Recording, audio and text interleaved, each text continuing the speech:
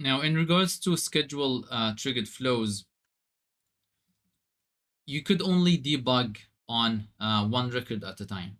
So if we go to this schedule flow, I removed the entry conditions just so we can test this.